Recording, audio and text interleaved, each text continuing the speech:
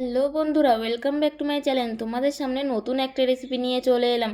এই রেসিপিটি কিন্তু ছোট থেকে বড় সবাই কিন্তু খুবই পছন্দের হবে। খেতে কিন্তু খুবই সুস্বাদু হয় আর খুব কম সময়ে খুব কম খরচে বানিয়ে ফেলা যায়।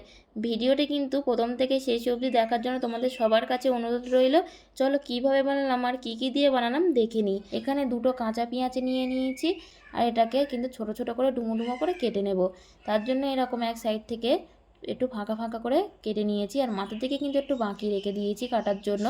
এইভাবে কিন্তু পেঁয়াজটা কাটলে খুব সহজে এরকম ছোট ছোট করে কেটে নেওয়া যাবে আর খুব তাড়াতাড়িও হয়ে যাবে। এরকমভাবে এবার আমি পেঁয়াজগুলোকে এক এক করে কেটে নিয়েছি।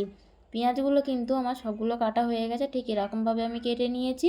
আর নিয়ে নিয়েছি দুটো আলু এখানে কাঁচা আলু নিয়েছি, সিদ্ধ করার জন্য বসিয়ে দিয়েছি। সিদ্ধ হয়ে গেলে গরম অবস্থায় এরকম কাঁটা চামচ দিয়ে ভালো করে ম্যাশ করে নেব।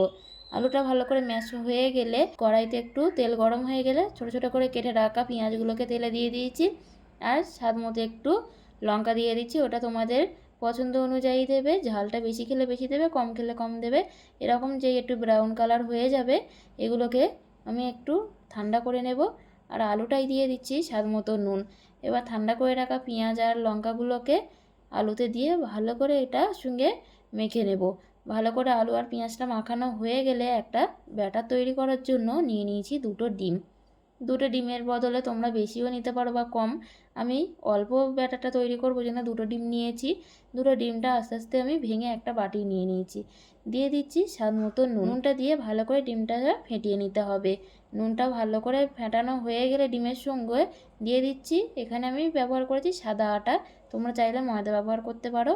আর এটা ব্যাটারটা গোলার জন্য দুধ ব্যবহার করেছি। দুধটাকে দিয়ে ভালো করে ফেটিয়ে নিচ্ছি। এখানে একটু বসা হয়ে গেছে বলে আরও একটু যেই দুধটা বাকি ছিল সেটাকেও দিয়ে দিয়েছি, দিয়ে আবারও সেটাকে ফেটিয়ে নিচ্ছি।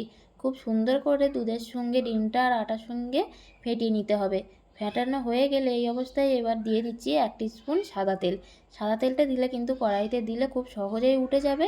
ভালো করে ফেটিয়ে নিয়েছি। এবার কড়াইতে হালকা করে তেল দিয়ে দিয়েছি, দিয়ে 1 চামচ দিয়ে আমি ভালো করে ঘুরিয়ে দিচ্ছি। এই সময় গ্যাসটা জোরে দিতে হবে। গ্যাসটা জোরে দিয়ে দিলে কড়াইতে ঘোরালে কিন্তু খুব সুন্দরভাবে কড়াইতে লেগে যাবে। তারপরে কিন্তু গ্যাসটাকে আস্তে দিয়ে এপিট ওপিট সেঁকতে হবে। আমার কিন্তু এটাকে প্রথমে ভাজতে গেলে একখানায় জড়িয়ে গেছিলো, সেটাকে আবারও আস্তে আস্তে উল্টে আমি ভেজে নিয়েছি। ভাজা হয়ে গেলে রুটিটাকে তুলে নিয়েছি। একইভাবে আবারও একটু ব্যাটার দিয়ে খুব সুন্দর করে ঘুরিয়ে নিচ্ছি। এই ব্যাটারটা কিন্তু খুব সহজেই ঘুরিয়ে ফেলা গেছে আর খুব সহজে কিন্তু কড়া থেকে উঠে গেছে। আমার কিন্তু এই ব্যাটারটা একদমই কড়াইতে লেগে যায়নি। এইভাবে কিন্তু আমি সবগুলো রুটি করে নিয়েছি। খুব সুন্দর কিন্তু রুটিটা নরম আর পাতলা হবে। আবারও একটা ব্যাটার তৈরি করার জন্য এখানে দুটো ডিম নিয়ে নিয়েছি। দুটো ডিম আমি এক এক করে একটা জায়গায় ভেঙে নিচ্ছি। এই ডিমের কুসুমগুলো কিন্তু তোমরা ব্যবহার নাও করতে পারো বা করতেও পারো। আমি ডিমের কুসুমগুলো কিন্তু ব্যবহার করেছি। ডিমগুলো আমার ভেঙে নেওয়া হয়ে গেছে। এই সময় দিয়ে দিচ্ছি 100 গ্রাম কর্নফ্লাওয়ার। তোমাদের হাতের কাছে যদি কর্নফ্লাওয়ার না থাকে তাহলে ময়দাও ব্যবহার করতে পারো। আমি ডিম আর কর্নফ্লাওয়ারটা খুব সুন্দর করে ফেটিয়ে নিচ্ছি। ফেটানো হয়ে গেলে 5 মিনিট রেস্টে রেখে দিয়েছি। আর এখানে সেঁকে রাখা রুটিগুলোকে নিয়ে নিয়েছি। রুটি আর আলুগুলোকে একসঙ্গে নিয়ে একটু আলুটাকে লম্বাটেভাবে করে নিয়েছি। নিয়ে রুটির মাঝখানে দিয়ে 2 কানাকে তুলে দিতে হবে যাতে খুলে না যায়। এবার পিছনের দিক থেকে কিন্তু এটাকে গোলাতে হবে। সামনের দিক থেকে গোলাতে গেলে কিন্তু খুলে যেতে পারে। এরকমভাবে গোলাতে হবে খুব সুন্দর করে, না হলে কিন্তু ভাজতে গেলে খুলে যেতে পারে। কানাগুলো কিন্তু খুব সুন্দর করে ভেতরে দিয়ে দিতে হবে। একইভাবে তোমাদেরকে আরও একটা করে দেখাচ্ছি। এরকম আলুটা আড়ে করে মাঝখানে দিতে হবে। দেওয়া হয়ে গেলে পিছনে থেকে আর সাইডে থেকে এরকম গুলিয়ে নিচ্ছি যাতে খুলে না যায়। এগুলো কিন্তু খুব সুন্দর করে এই সময় করে নিতে হবে, না হলে কিন্তু ফেটে যেতে পারে বা ভাজার সময় খুলে যাবে। একইভাবে কিন্তু আমি করে নিচ্ছি। এগুলো কিন্তু খুবই সহজ করা, দেখতে হয়তো কঠিন লাগে কিন্তু এই রুটি থেকে রোলটা করা কিন্তু খুবই সহজ।